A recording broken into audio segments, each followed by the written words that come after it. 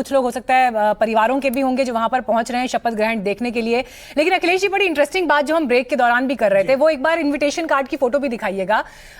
प्रतीकों की राजनीति जहां पर महत्वपूर्ण हो जाती है, 7 RCR बदलकर लोक कल्याण मार्ग हो जाता है, ऐसे में राजभवनों को लोक भवन कहकर पुकारा जाएगा। लेकिन लखनऊ में हम देख रहे हैं कि यह जन भवन है। देश भर के जो राजभवन है उनका नाम बदल करके लोक भवन कर दिया गया। ये जो गुलामी की निशानियां मिटाने का प्रयास है उसके तहत किया गया था। लेकिन लखनऊ की कहानी बहुत दिलचस्प है। वो कहानी इसलिए दिलचस्प है क्योंकि वहां पर जब अखिलेश यादव मुख्यमंत्री थे तब जो मुख्यमंत्री सचिवालय था उसका नाम बदल करके लोक भवन कर दिया गया था। तो जाहिर सी बात है कि दो लोक भवन नहीं हो सकते थे, तो इसलिए जो राजभवन है उसका नाम वहां पर लोक भवन नहीं है, वहां पर राजभवन का नाम जन भवन रखा गया है। और आज इसी जन भवन में विकास पर यह कार्यक्रम चल रहा है। बिल्कुल। और देखिए, मंच सज चुका है, मेहमानों का आना शुरू हो चुका है। 8 मंत्री शपथ लेंगे, 2 का प्रमोशन होगा और 6 नए मंत्री शामिल किए जाएंगे। हमारे साथ देखिए स्टूडियो में 2 मेहमान भी हमारे खास मेहमान जुड़े हुए हैं, वरिष्ठ पत्रकार सतीश केशरिंग और अजीत झा। अजीत झा जी, पहले आपके पास आएंगे। इस बार जो मंत्रिमंडल का विस्तार हो रहा है उसमें हर क्षेत्र को दिया गया है, हर रीजन को दिया गया है, हर जाति को कुछ ना कुछ दिया गया है। एक तरह से 2027 की भूमिका तो तैयार कर दी गई है। लेकिन मनोज पांडे जो कि अभी भी समाजवादी पार्टी के विधायक हैं तकनीकी तौर पे, हालांकि समाजवादी पार्टी ने लिखकर दे दिया स्पीकर को कि हमारा इनसे कोई लेना देना नहीं है, उनको मंत्री बनाना क्या समाजवादी पार्टी के बाकी लोगों को दाने डालने जैसा है? देखिए, 2 चीज है। एक तो जब से विकास दुबे का मर्डर हुआ 2020 में, तब से एक तरह का नैरेटिव हो गया यूपी में कि ब्राह्मण समाज जो है वो एक तरह से बीजेपी से बहुत ही मतलब दुखी है, योगी जी से दुखी है। तो एक तो वो कारण है कि मनोज पांडे जो समाजवादी पार्टी को छोड़े 2024 चुनाव के पहले, उनको लाया गया। वो काफी मतलब उस अपने इलाके के वो टॉल नेता हैं। कुछ उसके पहले भी ईस्टर्न यूपी में देवरिया वगैरह में कुछ ब्राह्मणों का क्रिमिनल के नाम पर हत्या हुआ था, तो उसको लेकर भी काफी गुस्सा था ब्राह्मण समाज के अंदर। तो एक तो वो अटेम्प्ट है। पर ये जो आपने सवाल किया कि बीजेपी के जो अपने लोग हैं जो आरएसएस बैकग्राउंड से आते हैं और उसके जगह पर ये बाहर से जो लोग आ रहे हैं दल बदलू, उनको जो दिया जा रहा है, तो मुझे लगता है कि वो अटेम्प्ट यही है कि किसी तरह से समाजवादी पार्टी को तोड़ के कुछ उसमें से, जैसे कुर्मी लीडर जो कुर्मी एक जमाने में भाजपा में थे वो छोड़ के जो चले गए पीडीए के नाम पर, तो वो, या मान लीजिए कि मायावती के पार्टी से कुछ जो कम्युनिटीज हैं वो टूट के यदि इधर आ जाए, कुछ जातव लीडर हो या कोई और, तो उसके लिए जगह होना चाहिए। सोशल इंजीनियरिंग का जहां तक सवाल है, बीजेपी इस पर काफी लंबे अरसे से काम कर रही है। मैंने पहले भी कहा कि कल्याण सिंह के समय से अजय के पास चलते, देखिए बीच में रोकूंगा अजीत झा जी। अजय हमारे सहयोगी ग्राउंड जीरो से जुड़े हुए हैं। अजय, क्या अपडेट है आपके पास?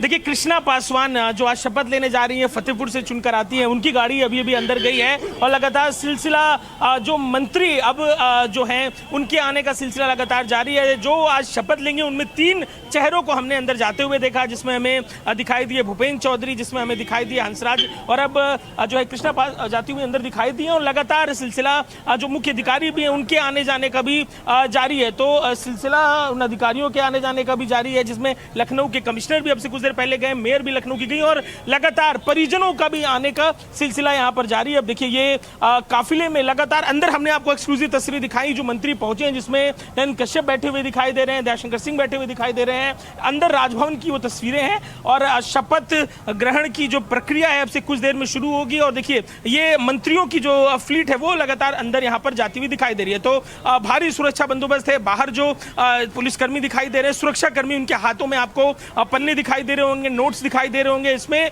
उन गाड़ियों के नंबर अलग से दिए गए हैं जिसमें शपथ लेंगे जो आज मंत्री वो आ रहे हैं, उससे जुड़े हुए नोट से गाड़ियों को क्रॉस वेरीफाई करके गाड़ियों को अंदर जाने दिया जा रहा है। लगातार यहां पर सिलसिला जो है गाड़ियों के आने का जारी है। तो महत्वपूर्ण वो पूरे जातिगत गणित है, वो पूरा गुलदस्ता भारतीय जनता पार्टी का। देखिए, एक बार एक तस्वीर दिखाते हैं। ये राजभवन के बाहर सुंदर सा द्वार बनाया गया है, नाना प्रकार के फूल हैं, अलग अलग तरह के फूल हैं यहाँ पर इस द्वार में दिखाई दे रहे हैं। और ऐसे ही फूलों का एक गुलदस्ता, जिन्हें जातियों का गुलदस्ता कहा जाए, जिसमें अलग अलग ओबीसी, एससी और जनरल की जातियों का एक पूरा सेटअप था, जो भारतीय जनता पार्टी ने वो एक बुके बनाया था। पीडीए के उस नैरेटिव ने 24 में उस बुके को ध्वस्त कर दिया, उस सुंदरता को, फूलों की ध्वस्त किया। इसी काउंटर नैरेटिव के तौर पर बीजेपी के हमने प्रदेश अध्यक्ष का चयन पंकज देखा चौधरी का और आज के स्टेटमेंट आ रहा है। दिन जो अजय, ये, एक बार सुनकर नया आपके पास लौटेंगे।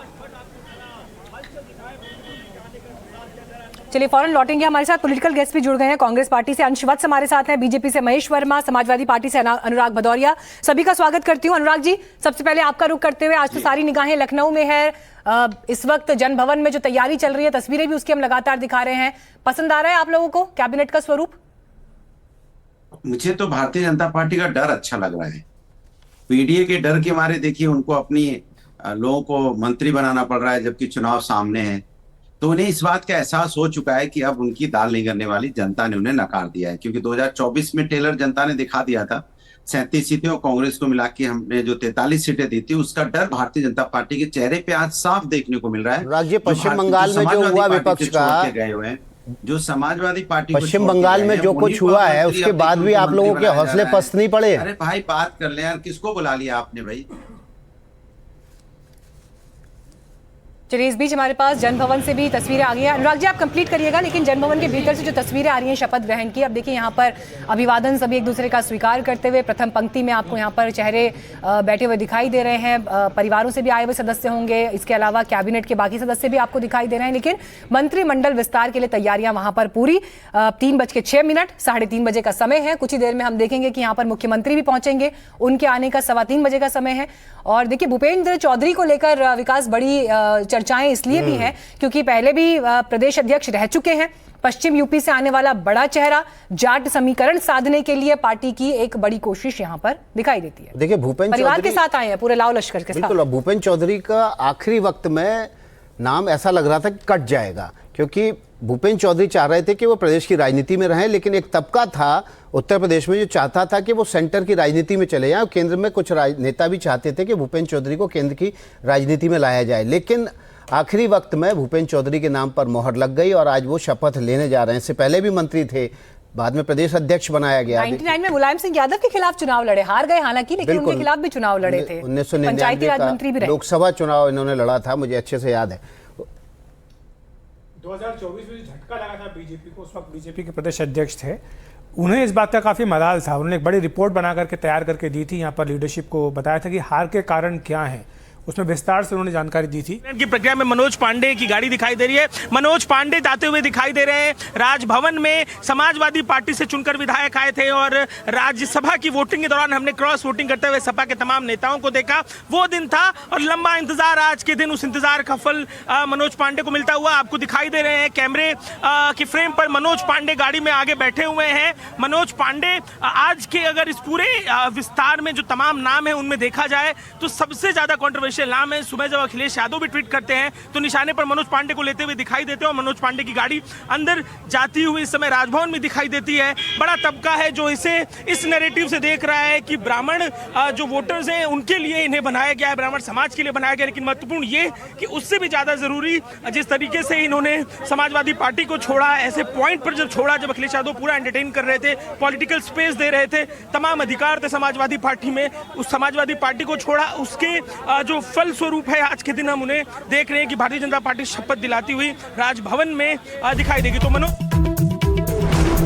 का रुख कर लेते हैं एनडीटीवी पर। इस वक्त की बड़ी खबर, मनोज पांडे जन भवन पहुंच चुके हैं। समाजवादी पार्टी से बगावत करके बीजेपी में शामिल हुए मनोज पांडे को आज मंत्री पद की शपथ दिलाई जा रही है। इस वक्त वो जन भवन पहुंचे हैं। राजभवन का नया नाम जन भवन है, जहां पर शपथ ग्रहण के लिए मनोज पांडे पहुंचे हैं। इससे पहले भूपेंद्र चौधरी, कृष्णा पासवान ये मंत्री पद की शपथ के लिए जन भवन पहुंच चुके हैं। एक रिएक्शन इस पर अनुराग जी से ले लेते हैं। अनुराग जी, देखिए, मनोज पांडे को तो अब मंत्री पद मिल रहा है, लेकिन अखिलेश जी के ट्वीट में कसक झलक रही है, तकलीफ हो रही है, एक फांस अटकी हुई है दिल में अभी भी मनोज पांडे को लेकर। क्यों नहीं रोक पाए, क्यों नहीं संभाल पाए? देखिए, सवाल है कि भारतीय जनता पार्टी के पास अपने नेता ही नहीं है।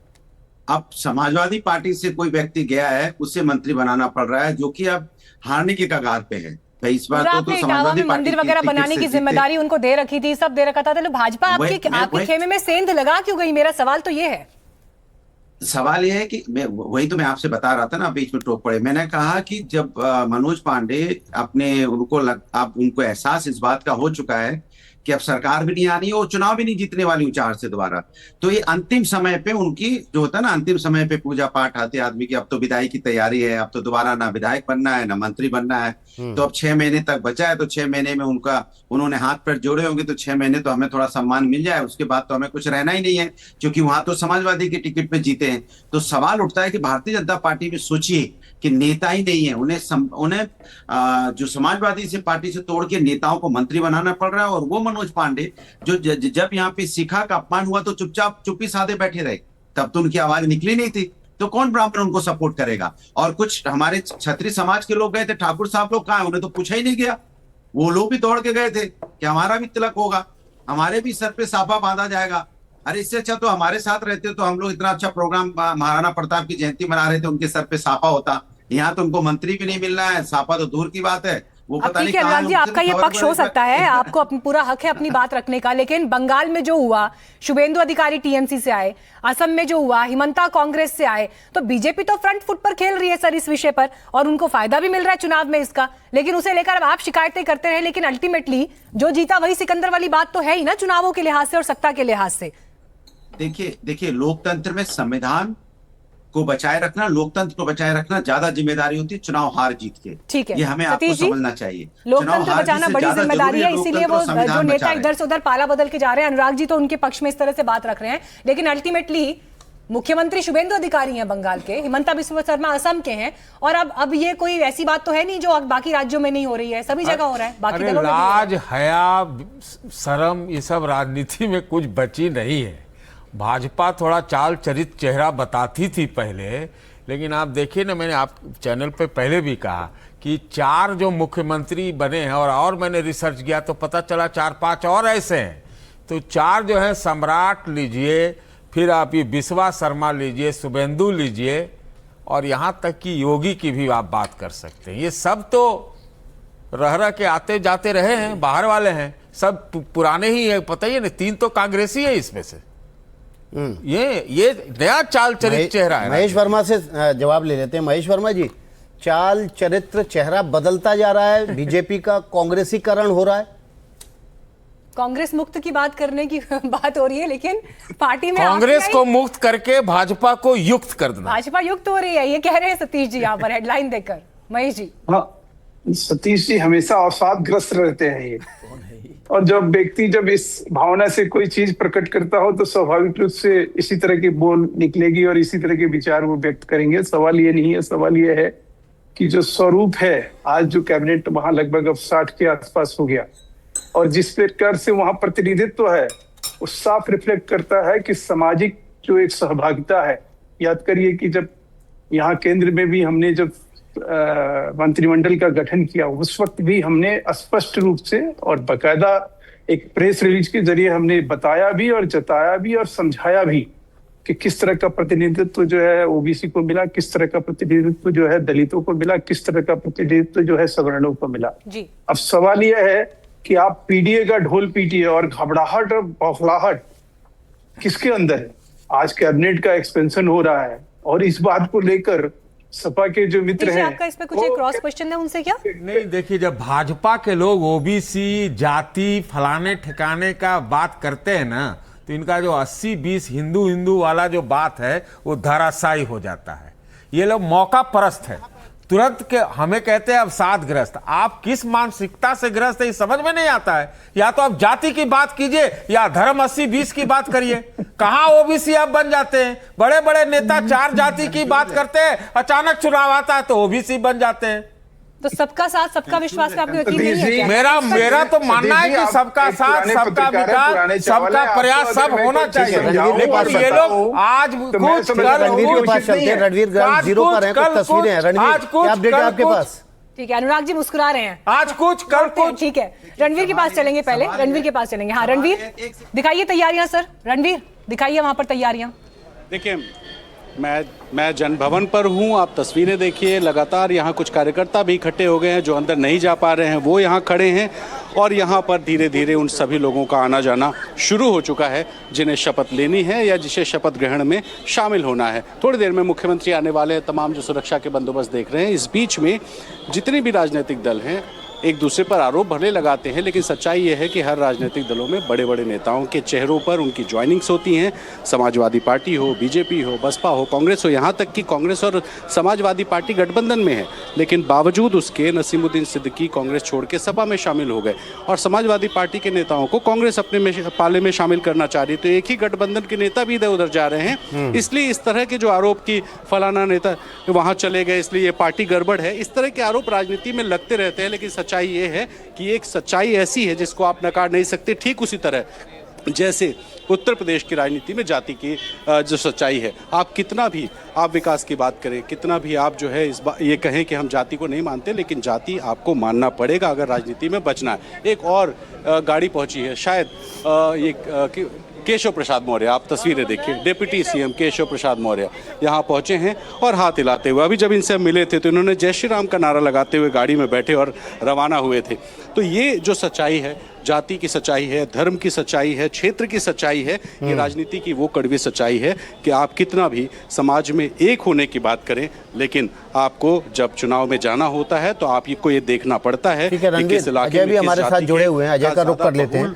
अजय, दो मंत्रियों का प्रमोशन हो रहा है, सोमेंद्र तोमर और अजीत पाल। सोमेंद्र तोमर पश्चिमी उत्तर प्रदेश से आते हैं, भूपेंद्र चौधरी भी पश्चिम उत्तर प्रदेश से आते हैं। सोमेंद्र तोमर का प्रमोशन क्यों हो रहा है, क्या वजह बताई जा रही है? देखिए, सोमेंद्र तोमर अब से कुछ देर पहले भूपेंद्र चौधरी के आवास पे मिले थे। क्यों प्रमोशन हो रहा है? गुर्जर समाज से आते हैं और पिछले दिनों हमने ये देखा कि जब समाजवादी पार्टी अपने इस चुनाव के पूरे जो चुनावी प्रचार की शुरुआत का एक सिलसिला कहा जा रहा है कि पश्चिमी उत्तर प्रदेश से अखिलेश यादव करते हैं, गुर्जरों के बीच से जाकर करते हैं, तो एक बड़ा मैसेज देने की कोशिश होती है। पश्चिम की तमाम सीटें हैं, खासतौर पर नोएडा, गाजियाबाद और मेरठ के आसपास, जहां पर गुर्जरों का काफी प्रभाव है। ऐसे में अब वो जो प्रयास समाजवादी पार्टी की तरफ से मैसेज देने की कोशिश की जा रही है, पीडीए के नैरेटिव में इन्हें भी जोड़ने की कोशिश की जा रही है, उसे काउंटर करने की आप ये कह रहे हैं कि समाजवादी पार्टी गुर्जरों में सेंध लगाने की कोशिश कर रही थी, इसलिए सोमेंद्र तोमर को प्रमोशन दे दिया गया। बिल्कुल, जिस तरीके से पिछले दिनों कोई ऐसा कोई खास राजनीतिक घटनाक्रम सोमेंद्र तोमर से जुड़ा हुआ देखने को नहीं मिला, कोई इस पॉइंट ऑफ टाइम पे जरूरत ऐसी दिखी नहीं, लेकिन लगातार जो एक गुर्जर समाज के ऊपर मैसेज देने की कोशिश समाजवादी पार्टी की तरफ से की जा रही थी। अखिलेश यादव की नोएडा की वो रैली, जिसमें तमाम अलग अलग हिस्सों से लोग पहुंचे, सहारनपुर से लेकर जो आसपास की शामली की सीट है वहां से गुर्जर पहुंचे, उनके बीच इस नैरेटिव को डाउन करने के लिए निश्चित तौर पर सोमेंद्र तोमर को आगे बढ़ाने की कोशिश। सोमेंद्र तोमर कुछ देर पहले भूपेंद्र चौधरी के आवास पे मिले थे, बड़े हल्के मूड में थे। बात करने के लिए जब कही गई तो बोले कि शपथ हो जाएगी, उसके बाद बात की जाएगी। तो तस्वीर एक बार दरवाजे की हम आपको दिखाते हैं, जहां पर लगातार डेवलपमेंट हो रहा है। आपसे कुछ देर पहले केशव प्रसाद मौर्य पहुंचे। तकरीबन वो सारे 6 नाम जो सुबह से जिन पर हम चर्चा कर रहे हैं, वो लोग अब अंदर पहुंच चुके हैं। इंतजार अब मुख्यमंत्री के आने का है। लगातार जो पुलिस बल है आप देखेंगे यहाँ पर मुस्तैद है, गाड़ियां जो आ रही है धीरे-धीरे दिखा रहे हैं अजय हम स्क्रीन पर। पंकज चौधरी पहुंच गए और देखिए अब सभी का पहुंचने का सिलसिला शुरू हो गया। 3:15 बजे का समय वैसे मुख्यमंत्री के वहां पहुंचने का बताया जा रहा था। इस बीच आप बीजेपी प्रदेश अध्यक्ष पंकज चौधरी को यहां पर देख रहे हैं और इंटरेस्टिंग ये भी है कि कुछ समय बाद उनकी टीम को लेकर भी जो तैयारी होनी है 2027 के चुनाव के मद्देनजर अखिलेश जी, उस पर भी अब नजर रहेगी। बिल्कुल, ये काफी सारे काम है जो पेंडिंग थे। ये कहा गया कि 5 राज्यों के चुनाव के बाद किए जाएंगे, तो बिहार में एक्सपेंशन हो गया, आज यूपी में हो जाएगा। इसके बाद अब जो अगला काम होगा वो पंकज चौधरी की टीम, उसके बाद नितिन नवीन की टीम बनेगी और उसमें आखिर में है जो हमें लगता है कि वो मोदी कैबिनेट में फेरबदल। एक दिलचस्प नितिन नवीन की टीम से याद आया, सोमेंद्र तोमर जिनका आज प्रमोशन हो रहा है अखिलेश, आपको याद होगा जिस वक्त अनुराग ठाकुर की टीम बनी थी 2009 में, उस माफ कीजिए 11 में, उस टीम का हिस्सा नितिन नवीन भी थे। परिषद के विस्तार का जो कार्यक्रम है, यह निश्चित तौर से हमारे जिन साथियों को मंत्रिपरिषद के अंदर स्थान मिलने वाला है, उन सबको मैं अग्रिम बधाई देता हूं। और सरकार और स्पीड से काम करेगी। 6 लोग जब और लग जाएंगे तो उसमें फिर 54 से 60 लोग मिलकर के काम करेंगे। समाजवादी पार्टी कह रही है कि सरकार का अंतिम समय विदाई का समय है, इस वजह से समाजवादी पार्टी की 2047 तक के लिए विदाई हो गई, इसलिए वो परेशान है। तो अखिलेश, हम वापस उस पर लौटते हैं। सोमेंद्र तोमर उस टीम का हिस्सा थे, नितिन नवीन के साथ उन्होंने काम किया है, बीजेपी के राष्ट्रीय अध्यक्ष हैं, तो एक वजह यह भी हो सकती है कि अपने समय के साथियों को, युवा साथियों को अब अगर ऊपर खींचा जा सकता है तो उनको ऊपर खींच लिया जाए। बिल्कुल, ये सिर्फ उत्तर प्रदेश की बात नहीं है विकास। आप जानते हैं कि कई अन्य राज्यों में भी ठीक यही फार्मूला आपको देखने को मिलेगा। जिस तरह से पश्चिम बंगाल में सरकार का गठन किया गया है, बिहार में जिस तरह से गठन किया गया है, तो उसमें ये साफ तौर पर देखने को आ रहा है। जो नितिन नवीन की टीम बनेगी उसमें माना जा रहा है कि 50 वर्ष से कम उम्र के लोगों को अधिक तरजीह उसमें दी जाएगी। हालांकि उसमें अनुभवी लोगों की जगह भी होगी, लेकिन युवाओं को ज़्यादा मौका पार्टी देना चाहती है। जो 2047 की बात अभी आपने सुना केशव प्रसाद मौर्य कर रहे हैं कि 2047 तक समाजवादी पार्टी सत्ता से बाहर रहेगी। ये बड़ा महत्वपूर्ण आंकड़ा है, क्योंकि जब नितिन नवीन को बनाया गया तब भी यही कहा गया कि 2047 के लिए जब देश को विकसित भारत बनाना है, तब के लिए बीजेपी अपनी तैयारी अभी से कर रही है। तो 2047 को लेकर के टारगेट लेकर के बीजेपी चल रही है, और इसीलिए सभी राज्यों में जो भी प्रयोग हो रहे हैं वो इसी दिशा में हो रहे हैं। ठीक है, एक बार कांग्रेस का रुख कर लेते हैं। अंशवत्स जी, आपने सभी को सुन लिया। यहाँ पर देखिए, समाजवादी पार्टी हो या फिर बीजेपी हो, अपनी तैयारी में जुटे हैं। कांग्रेस पार्टी की क्या स्ट्रैटेजी है? क्योंकि प्रधानमंत्री ने आज बेंगलुरु से यह कह दिया कि कांग्रेस तो अपने साथियों की भी सगी नहीं है। उनका यह कहना है कि डीएमके को जिस तरह से आपने छोड़ा नतीजों के बाद, यह दिखाता है कि विपक्ष अपने साथियों को लेकर आप लोग कितने कॉन्फिडेंट हैं या साथ कितना लेकर उन्हें चलते हैं। धोखा बता रहे हैं जी। मीनाक्षी जी, यही तो प्रधानमंत्री मोदी जी की बौखलाहट है। बैक स्टैबिंग की अगर जब वो बात कर रहे तो उनको खुद को अपने गिरिबान में पहली बार झांकने की जरूरत है। आपने एकनाथ शिंदे जो अपने एमएलए लेकर आए थे आपके पास, आपने चुनाव के जीतने के बाद उनको मुख्यमंत्री ही नहीं बनाया, तो आपने सबसे पहले छुरी उनके उसमें डालने का काम किया। आपने एलके अडवाणी अपने खुद के पार्टी के वरिष्ठ नेता को नहीं छोड़ा। 2008 में जब लोग महाराष्ट्र में चुनाव हुए थे, उस वक्त कांग्रेस की सीटें एनसीपी की सीटों से कम थी, उसके बावजूद आपने अपना सीएम बना लिया था। यहां तो बीजेपी ने कम ज्यादा सीटें होने के बावजूद ही बनाया है। हमने तो ये भी उदाहरण देखा है कि 2019 में कैसे बीजेपी ने कहा था कि सीएम तो हम ही बनेंगे। अरे उद्धव ठाकरे जी, आप जाना चाहते हैं तो चले जाइए, सीएम तो हमारा ही होगा। आपने कैसे नीतीश कुमार जी आए थे, कैसी इकलौती इनकी इच्छा थी कि भैया मुख्यमंत्री बना के रखिए, आज आपने उनको सिर्फ एक राज्यसभा की सीट दे दी, एक राज्यसभा की सीट में निपटा दिया। ना डिप्टी सीएम दिया उनकी पार्टी को, ना कुछ दिया आपने डिप्टी सीएम तक नहीं दिया उनकी पार्टी को, मुख्यमंत्री से आपने उनको हटा दिया। ये आपकी यहाँ पे कौन सी बैक स्टैबिंग की बात कर? आपने वसुंधरा राजे जी का हम सबने चेहरा देखा था कैसा आया था। तो हिमंता आए ना, आप ही के दल में सेंध लगी थी, और उसके बाद उन्होंने हिमंता बिस्वा शर्मा को ना सिर्फ चीफ मिनिस्टर बनाया, बल्कि अब तो दूसरी बार इलेक्ट होकर आए हैं और पहले से ज्यादा स्ट्रांगली चुनकर आए हैं, बड़े मैंडेट के साथ आए हैं सत्ता में। यही तो कमी है कि बीजेपी के पास आज कोई चेहरा नहीं है, तो इस वजह से इनको दूसरी पार्टी से लेना पड़ रहा है। मुख्यमंत्री आपको उधार चलिए, वो आरोप आपका सही है, लेकिन आप लोग अपने यहाँ सेंध लगने से क्यों नहीं रोक पा रहे? इसका मतलब ये है कि जो आपके पार्टी के भीतर जो नेताओं के पॉलिटिकल एम्बिशन है, उनको आप लोग उसकी भरपाई नहीं कर पा रहे, उसको मौका नहीं दे पा रहे, नहीं, इसीलिए वो लोग दूसरी जगह जा रहे हैं। नहीं मीनाक्षी जी, पता है जैसे आज जो ये मंत्रिमंडल का विस्तार कर रहे हैं, इसी प्रकार से बाकी राज्य में भी करते हैं। हरियाणा में ठीक चुनाव से पहले इन्होंने मुख्यमंत्री बदल दिया। गुजरात में कैसे इन्होंने पार्सल द पार्सल के नाम पे कैसे मुख्यमंत्री बदले जा रहे थे, उसी प्रकार से आज यूपी में कर रहे हैं कि मंत्रिमंडल का विस्तार। क्योंकि जब आप चुनाव में किसी मुद्दे को लेकर जाएंगे नहीं, तो जो बात कर रहे हैं वो ये कह रहे हैं कि बीजेपी के पास अपने चेहरे नहीं है और इसलिए बाहर से लेकर आ रहे हैं। लेकिन मैं आपसे ये पूछ रही हूँ कि पॉलिटिकल पार्टीज भी अब जब इस अंदाज में काम कर रहे हैं कि इलेक्शन जीतना है और उसके लिए आप अपने कुनबे को बढ़ाने की कोशिश कर रहे हैं, पावर्स को अपने साथ जोड़ने की कोशिश कर रहे हैं, ये ताकत है या ये कमी है? कांग्रेस का जो इतिहास है, कांग्रेस जो एक जमाने में कहा जाता था कि करीब करीब सारे राज्यों में केरल को छोड़ के, कश्मीर को छोड़ के रूल करती थी, आज खत्म इसलिए हुई कि कांग्रेस के लोग कांग्रेस को छोड़ के पहले रीजनल पार्टीज में और अब भाजपा में जा रहे हैं। मैं एक भी एग्जाम्पल नहीं जानता हूं कि कोई बीजेपी का टॉल लीडर बीजेपी छोड़ के कांग्रेस गया हो। इसका मतलब है कि वो पार्टी टोटल हिस्टोरिक डिक्लाइन पर है। इस चीज को यदि कांग्रेस नहीं माने, आज भी देख लीजिए केरल में ये अटैक कर रहे हैं बीजेपी पर कि भाई यूपी में तनातनी चल रहा है। अब केरल में सतीशन बनेंगे मुख्यमंत्री या कोई और बनेगा मुख्यमंत्री, इसको लेकर मैंने चुनाव इतना जोर से जीता है प्रचंड बहुमत के साथ कांग्रेस, और फिर भी जो है मिनिस्ट्री नहीं बना पा रहा है। पॉल ब्रास बहुत नामी वेस्टर्न पॉलिटिकल साइंटिस्ट थे जो यूपी पे 10 किताब लिखे। उनकी किताब थी फैक्शनलिज्म इन यूपी। मतलब पूरा कांग्रेस का इतिहास उत्तर प्रदेश में यही रहा और आज भी वही हो रहा है। अजय राय जो उनके टॉलेस्ट लीडर हैं, बेचारे वो भी बीमार थे बीच में, और मैंने पूरा पार्टी जो है, आप चले जाइए लखनऊ ऑफिस में तो आपको एक कप चाय पीने में भी मुश्किल होता है। बिल्कुल तो कांग्रेस का ऑर्गेनाइजेशन, अजय आप जो बात कह रहे हैं वो बात अब समाजवादी पार्टी पर लागू हो रही है क्या? ये समझने के लिए हमें अनुराग भदौरिया का रुख करना होगा।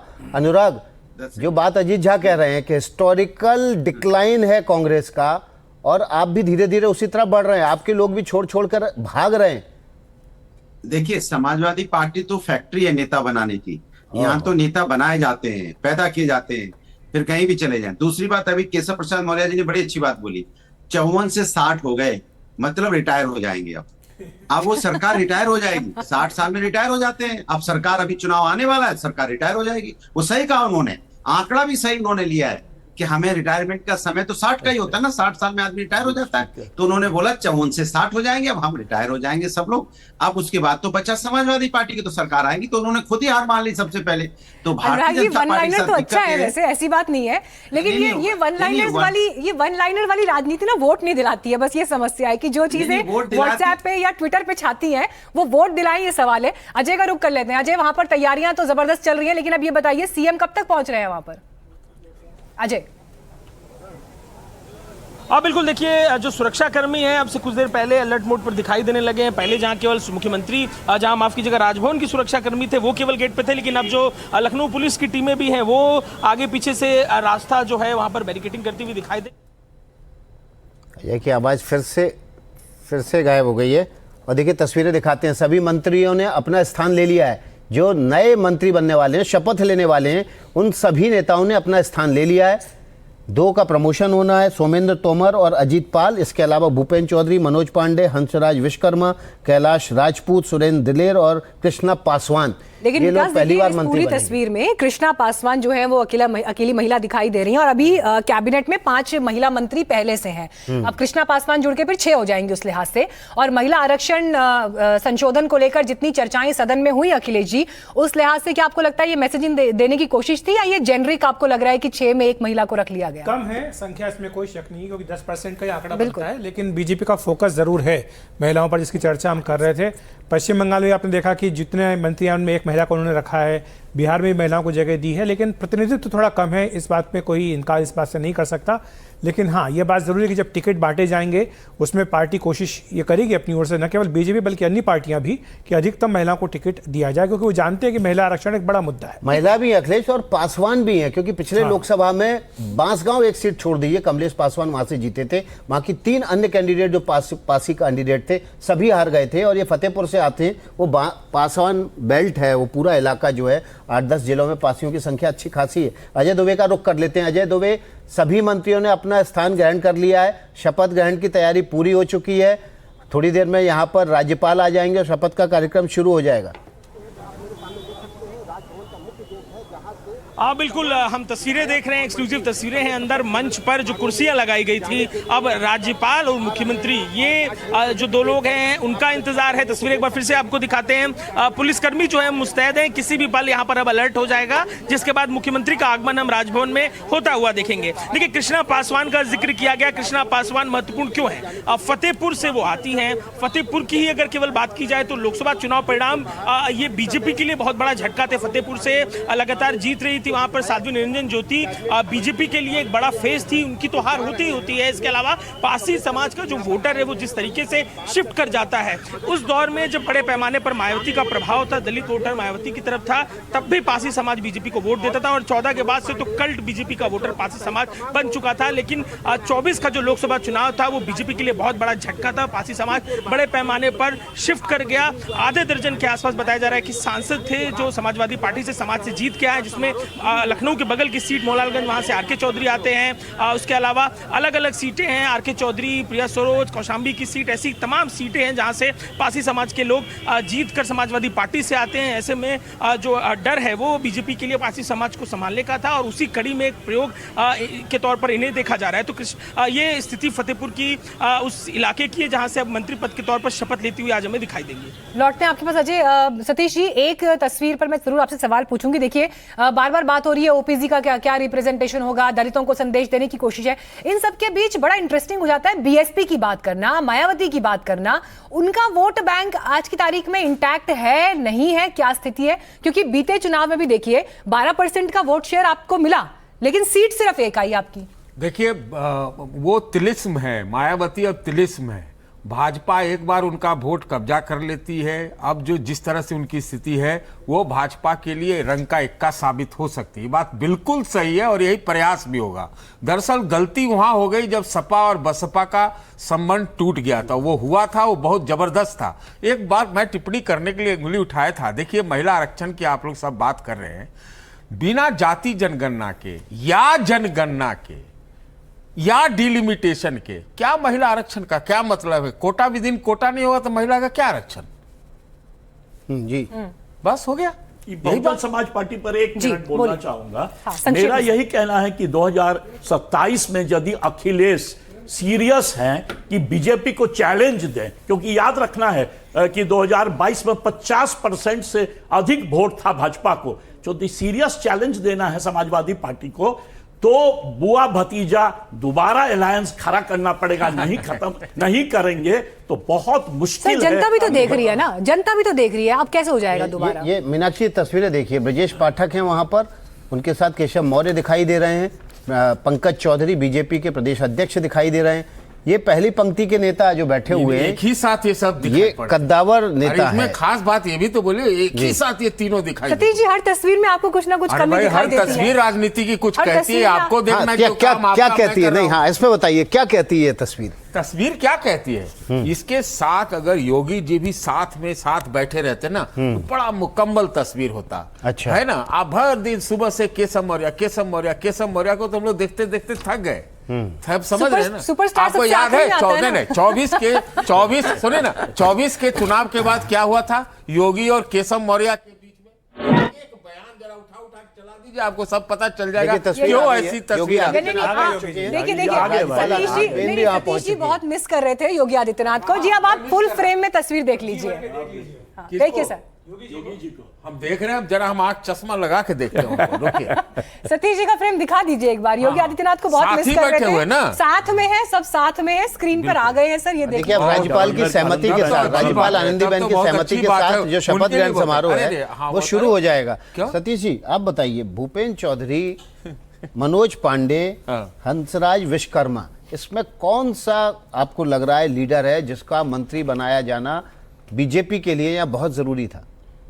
देखिए, तीनों का मैं जिस तरह से रिवर्स पीडीए का गेम भाजपा ने शुरू किया है, कहती है हिंदुत्व 80-20, एक है बटेंगे तो कटेंगे, क्या क्या इस तरह के नारे हैं।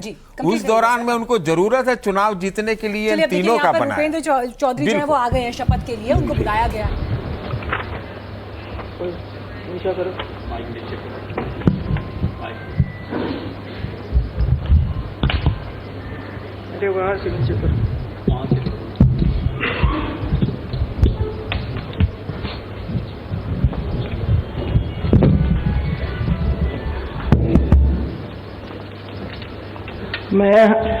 मैं भूपेंद्र सिंह ईश्वर की शपथ लेता हूं कि विधि द्वारा स्थापित भारत के संविधान के प्रति सच्ची श्रद्धा और निष्ठा रखूंगा।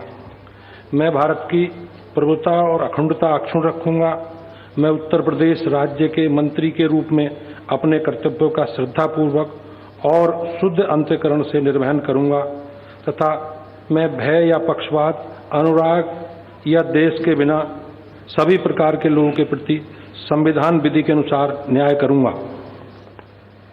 मैं भूपेंद्र सिंह ईश्वर की शपथ लेता हूं कि जो विषय उत्तर प्रदेश राज्य के मंत्री के रूप में मेरे विचार के लिए लाया जाएगा अथवा मुझे ज्ञात होगा, उसे किसी व्यक्ति या व्यक्तियों को तब के सिवाय जबकि ऐसे मंत्री के रूप में अपने कर्तव्यों के सम्यक निर्वहन के लिए ऐसा करना अपेक्षित हो, मैं प्रत्यक्ष अथवा अप्रत्यक्ष रूप से संसूचित या प्रकट नहीं करूंगा।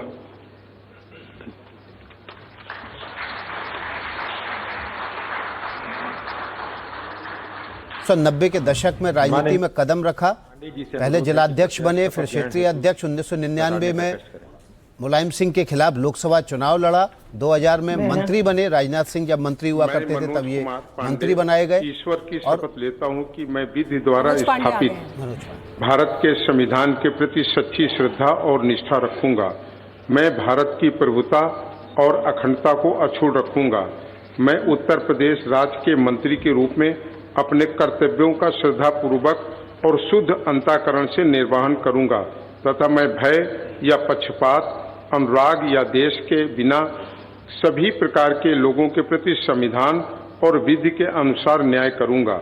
मैं मनोज कुमार पांडे ईश्वर की शपथ लेता हूं कि जो विषय उत्तर प्रदेश राज्य के मंत्री के रूप में मेरे विचार के लिए लाया जाएगा अथवा मुझे ज्ञात होगा, उसे किसी व्यक्ति या व्यक्तियों को तब के सिवाय जबकि ऐसे मंत्री के रूप में अपने कर्तव्यों के सम्यक निर्वहन के लिए ऐसा करना अपेक्षित हो, मैं प्रत्यक्ष अथवा अप्रत्यक्ष रूप से संसूचित या प्रकट नहीं करूंगा।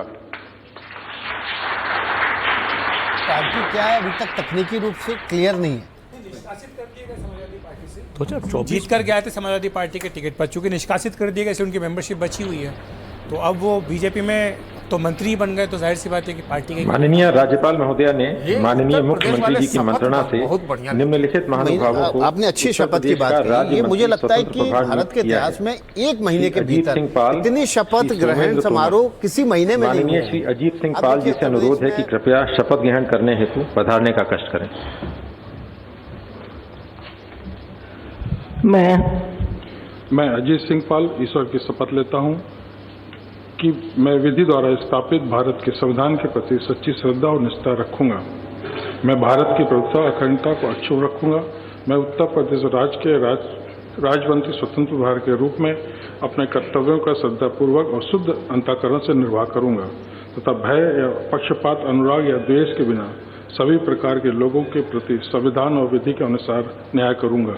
मैं अजीत सिंह पाल ईश्वर की शपथ लेता हूं, जो कि विषय उत्तर प्रदेश राज्य के राज्यमंत्री स्वतंत्र प्रभार के रूप में मेरे विचार में लाया जाएगा अथवा मुझे ज्ञात होगा, उसे किसी व्यक्ति या व्यक्तियों को तब के सिवाय जबकि ऐसे राज्य मंत्री स्वतंत्र प्रभार के रूप में अपने कर्तव्य के सम्यक निर्वाह के लिए ऐसा करना अपेक्षित हो, मैं प्रत्यक्ष अथवा अप्रत्यक्ष रूप से संतोषित या प्रकट नहीं करूंगा।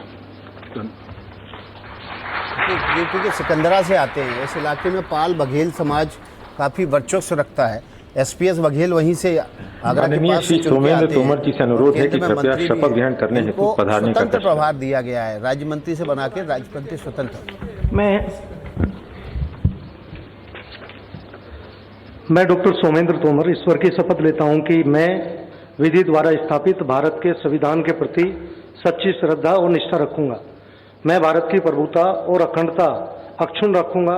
मैं उत्तर प्रदेश राज्य के राज्य मंत्री स्वतंत्र प्रभार के रूप में अपने कर्तव्यों का श्रद्धापूर्वक और शुद्ध अंतःकरण से निर्वहन करूंगा तथा मैं भय या पक्षपात, अनुराग या द्वेष के बिना सभी प्रकार के लोगों के प्रति संविधान और विधि के अनुसार न्याय करूंगा। मैं डॉक्टर सोमेंद्र तोमर ईश्वर की शपथ लेता हूं कि जो विषय उत्तर प्रदेश राज्य के राज्य मंत्री स्वतंत्र प्रभार के रूप में मेरे विचार के लिए लाया जाएगा अथवा मुझे ज्ञात होगा, उसे किसी व्यक्ति या व्यक्तियों को तब के सिवाय जबकि ऐसे राज्य मंत्री स्वतंत्र प्रभार के रूप में अपने कर्तव्यों के सम्यक निर्वहन के लिए ऐसा करना अपेक्षित हो, मैं प्रत्यक्ष या अप्रत्यक्ष रूप से संसूचित या प्रकट नहीं करूंगा। ये सोमेंद्र तोमर जो है वो उनके बगल की सीट से विधायक हैं नंदकिशोर गुर्जर, और उसी के बगल की सीट मोदी नगर से ये विधायक है। माननीय राज्यपाल महोदया ने काफी मुखर हैं माननीय मुख्यमंत्री सरकार के खिलाफ, निम्नलिखित तो इसका इनाम उनकी मुखरता का इनाम इधर मिल गया सोमेंद्र गुर्जर को। कृष्णा पासवान और जो पश्चिमी उत्तर प्रदेश का समीकरण है विकास, आप तो बहुत अच्छे से समझते हैं कि जातीय समीकरण को साधना बहुत जरूरी था। जाट गुज्जर इनको बीजेपी को अपने साथ रखना बहुत बड़ा चैलेंज है, इसीलिए आपने भूपेंद्र जी को देखा, वो जाट हैं और यहाँ पर गुज्जर, तो दोनों कॉम्बिनेशन बीजेपी ने साध लिया। और ये कहा जाता है कि लंबे समय से बीजेपी प्रयासरत है इन दोनों बिरादरियों को साधने की, लेकिन पूरी तरह से अभी भी साध नहीं पाई। देखिए, आप शपथ लेती हूँ कि मैं विधि द्वारा स्थापित भारत के संविधान के प्रति सच्ची श्रद्धा और निष्ठा रखूंगी। मैं भारत की प्रभुता और अखंडता अक्षुण्ण रखूंगी। मैं उत्तर प्रदेश राज्य के राज्य मंत्री के रूप में अपने कर्तव्यों का श्रद्धापूर्वक और शुद्ध अंतःकरण से निर्वहन करूंगी तथा मैं भय और पक्षपात, अनुराग या दोष के बिना सभी प्रकार के लोगों के प्रति संविधान और विधि के अनुसार न्याय करूंगी। मैं कृष्णा पासवान ईश्वर की शपथ लेती हूँ कि जो विषय उत्तर प्रदेश राज्य के राज्य मंत्री के रूप में मेरे विचार के लिए लाया जाएगा अथवा मुझे ज्ञात होगा, उसे किसी व्यक्ति या व्यक्तियों को तब के किसी सिवाय जबकि ऐसे राज्य मंत्री के रूप में मैं अपने कर्तव्यों का निर्वहन के लिए ऐसा करना अपेक्षित हो, मैं प्रत्यक्ष अथवा अप्रत्यक्ष रूप से सुनिश्चित या प्रकट नहीं करूंगी।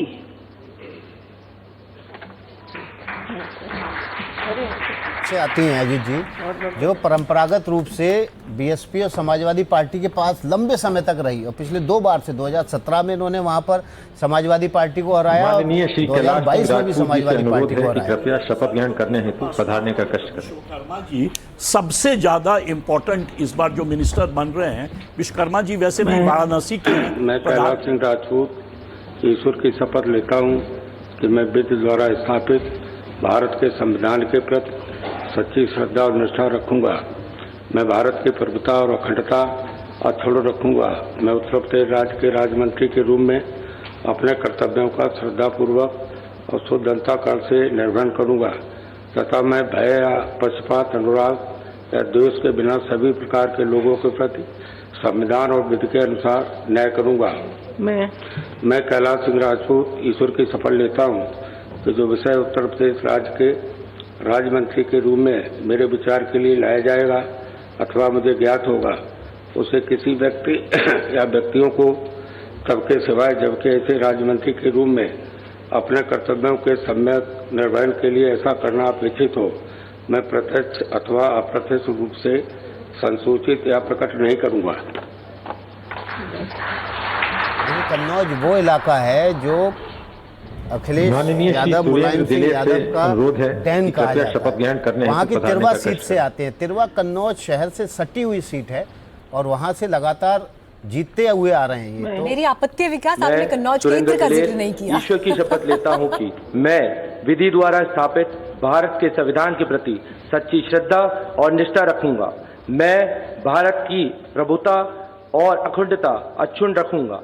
मैं उत्तर प्रदेश राज्य के राज्य मंत्री के रूप में मैं अपने कर्तव्यों का श्रद्धापूर्वक और शुद्ध अंतःकरण से निर्वहन करूंगा तथा मैं भय या पक्षपात, अनुराग, द्वेष के बिना सभी प्रकार के लोगों के प्रति संविधान और विधि के अनुसार न्याय करूंगा। मैं सुरेंद्र दिलेर ईश्वर की शपथ लेता हूं कि जो विषय उत्तर प्रदेश राज्य के राज्य मंत्री के रूप में मेरे विचार के लिए लाया जाएगा तथा मुझे ज्ञात होगा, उसे किसी व्यक्ति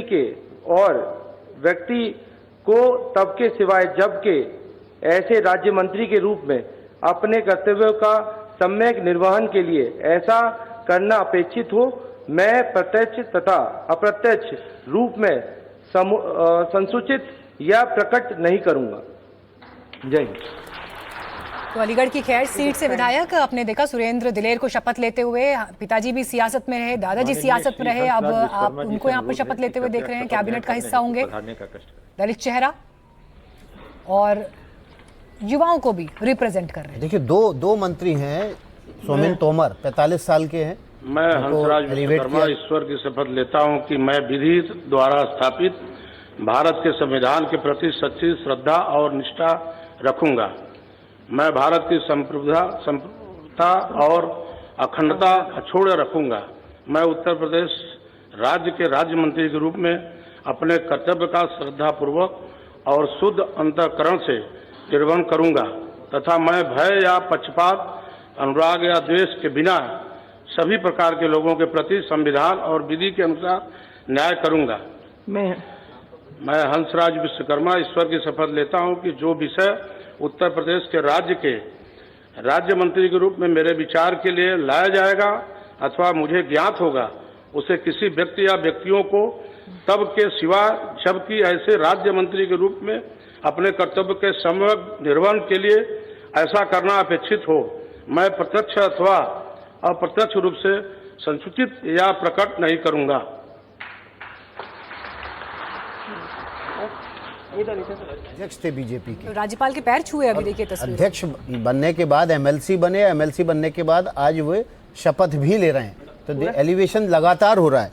और प्रधानमंत्री की कॉन्स्टिट्यूंसी से आते हैं तो निश्चित रूप से इनके काम को बारीक नजर से पीएम की भी नजर रहती होगी। और एक चीज और भी है विकास, देखिए अभी पहले से 3 मंत्री हैं कैबिनेट में, ये चौथा चेहरा होंगे वाराणसी से, काशी से, जो सम्मिलित हो रहे हैं।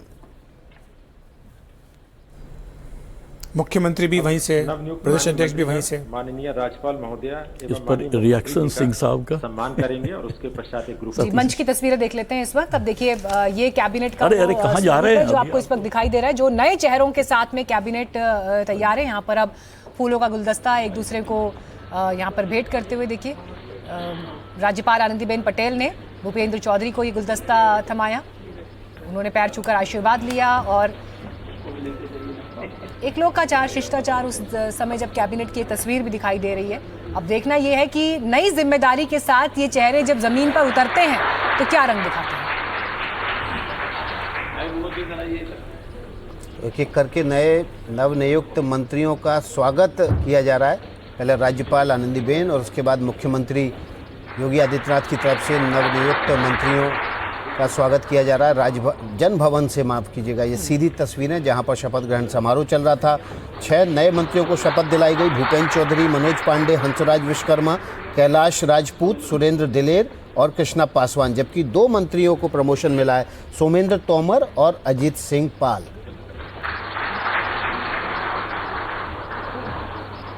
उत्तर प्रदेश में विधानसभा चुनाव 2027 में होने और उससे ठीक 8 महीने पहले ये विस्तार हुआ है। चुनाव के मद्देनज़र क्षेत्रीय राजनीति और जातीय राजनीति को साधने के सभी प्रयास इस विस्तार में किए गए हैं। पश्चिम से 2 चेहरे आए हैं, भूपेंद्र चौधरी और सोमेंद्र तोमर। और अगर हम देखें मध्य उत्तर प्रदेश से तो अजीत सिंह पाल आए हैं, इसके अलावा सुरेंद्र दिलेर आए हैं जो कि अलीगढ़ की खैर सीट से हैं। अजीत सिंह पाल सिकंदरा सीट से चुन के आए हैं।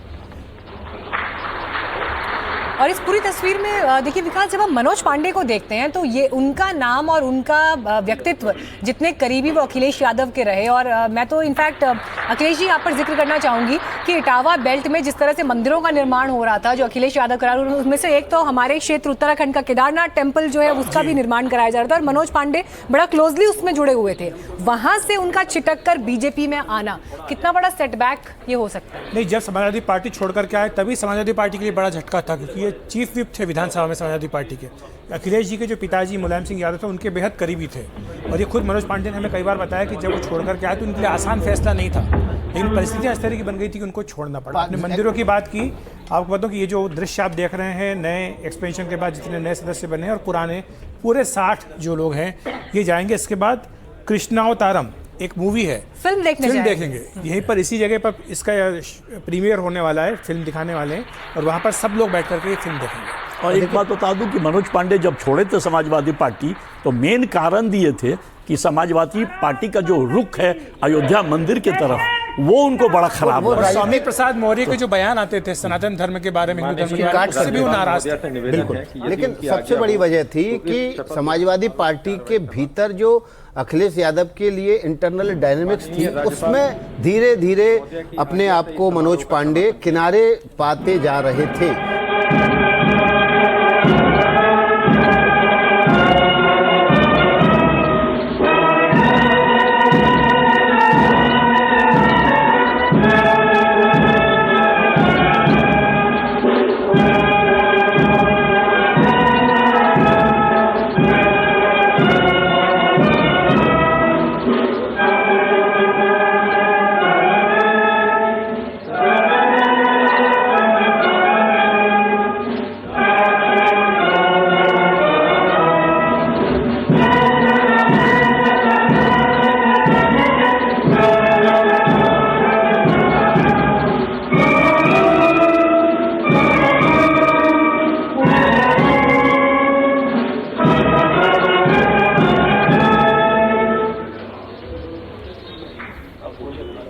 राष्ट्रगान यहाँ पर आप सुन रहे थे और इसी के साथ योगी आदित्यनाथ की टीम 2027 के लिए कंप्लीट हो चुकी है, पूरी हो चुकी है, क्योंकि 60 मंत्री होने थे, 54 पद भरे हुए थे, 6 खाली थे। शपथ ग्रहण इसी के साथ पूरा हुआ। सीधे रुक करते हैं रणवीर का, ग्राउंड से हमारे साथ जुड़े हुए। रणवीर, देखिए आखिरकार अब ये वो पूरी पिक्चर है जिसके साथ 2027 के चुनावी मैदान में योगी आदित्यनाथ उतरेंगे। हालांकि कैबिनेट एक्सपेंशन के बाद कार्यक्रम तो फिल्म देखने का है, कृष्णावतारम। देखिए बिल्कुल हम वहीं हैं जहां पर ये फिल्म दिखाई जाएगी। तस्वीरें देखिए, कृष्णावतारम भाग 1 हृदयम।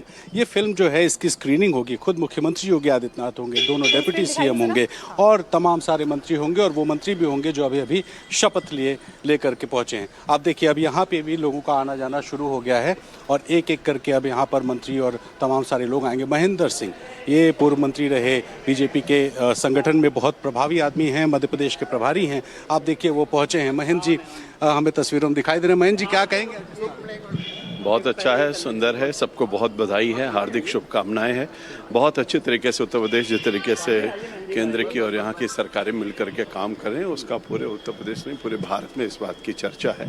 तो मैं अपनी तरफ से सभी जो नए आज मंत्रिपरिषद के सदस्य बने उनको हार्दिक बधाई। तरफ मंत्रिमंडल विस्तार, दूसरी तरफ फिल्म की स्क्रीनिंग, बड़ा माहौल आप लोगों ने हल्का कर दिया उसके बाद मंत्रिमंडल के बाद कि थोड़ा सा निश्चित रूप से बंगाल विजय के बाद पूरे देश का माहौल बदल चुका है और आदरणीय प्रधानमंत्री नरेंद्र भाई मोदी जी का जो सपना है एक भारत श्रेष्ठ भारत, उसका साक्षात स्वरूप सब दिख रहा है और बहुत बड़ा संदेश बंगाल के विजय ने दिया है। बहुत बड़ा संदेश बंगाल के चुनाव से मिला है, ये कहना है महेंद्र सिंह का। यूपी में जल शक्ति मंत्री थे लेकिन अब संगठन में बड़ी भूमिका निभा रहे हैं और कहा जा रहा है कि केंद्रीय संगठन में इनका एक कोई बड़ा रोल हो सकता है क्योंकि मध्य प्रदेश के प्रभारी हैं और तमाम सारे संगठन के पदों पर जुड़े हैं। और अब देखिए तस्वीरें लोक भवन की, जहाँ पर ये फिल्म की स्क्रीनिंग होनी है। एक एक करके जो नेताओं के आने का सिलसिला है वो शुरू हुआ है। एक और गाड़ी यहाँ पहुँची है, देखते हैं कि कौन आया है। फिल्म से जुड़े कुछ लोग आए हैं। ये देखिए ये फिल्म के जो टीम है, जो फिल्म क्रू है वो यहाँ पहुँची है। ये जो अलग अलग किरदार इस फिल्म में काम किए हैं वो सारे किरदार अब यहाँ पर एक एक कर पहुँच रहे हैं और थोड़ी देर में, अगले कुछ मिनटों में CM Yogi Adityanath, deputy CM से लेकर तमाम सारे जो पदाधिकारी हैं वो सब यहाँ पहुँचेंगे। अभी फ़िलहाल ये फिल्म की क्रू है जो यहाँ पर फिल्म स्क्रीनिंग के लिए पहुँची है। स्पेशल स्क्रीनिंग है। लेकिन अगर हम पॉलिटिकल बात करें तो राजनीति में यूपी के लिहाज से बड़ा दिन इसलिए है क्योंकि उत्तर प्रदेश में जो 6 सीटें खाली थी, इन 6 सीटों को कब भरा जाएगा इसको लेकर तमाम कयास लग रहे थे।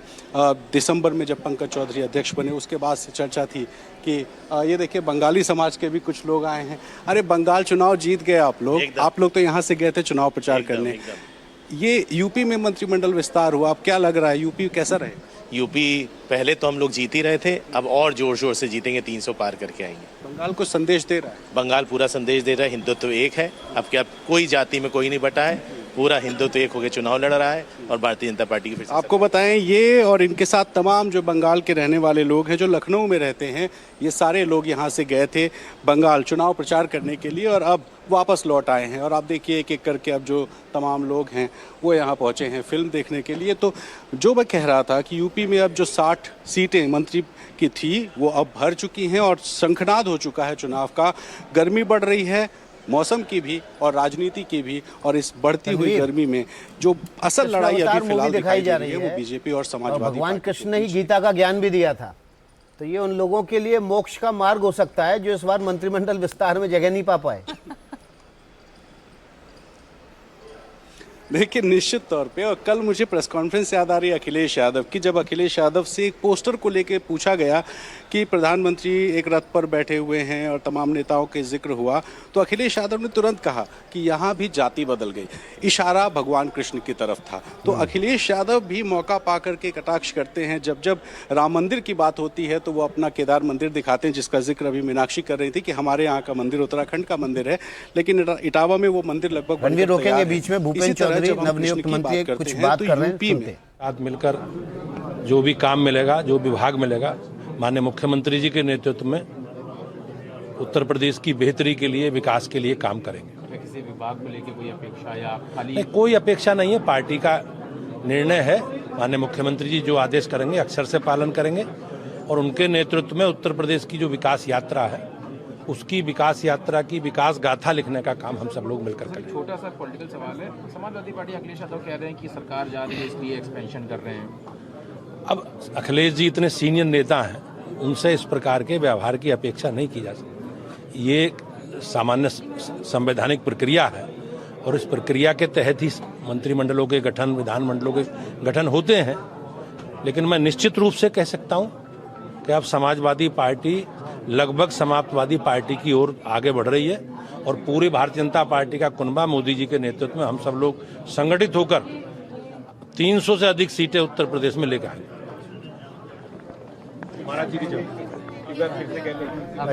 अजीत जी आप जो बात कर रहे थे, क्या चल रहा है कि भूपेंद्र चौधरी को ऊर्जा मंत्री बनाया जा सकता है? क्यों बनाया जा सकता है? किस तरह से आह्वान करेंगे? नई बड़ी जिम्मेदारी आपको मिल रही है सरकार में। नहीं, मैं आभार प्रकट करूंगा माननीय प्रधानमंत्री जी का, विशेष रूप से माननीय गृह मंत्री जी का, माननीय मुख्यमंत्री जी का और अपनी पार्टी का, कि जिसने एक नई जिम्मेदारी और ये मौका हमें दिया है।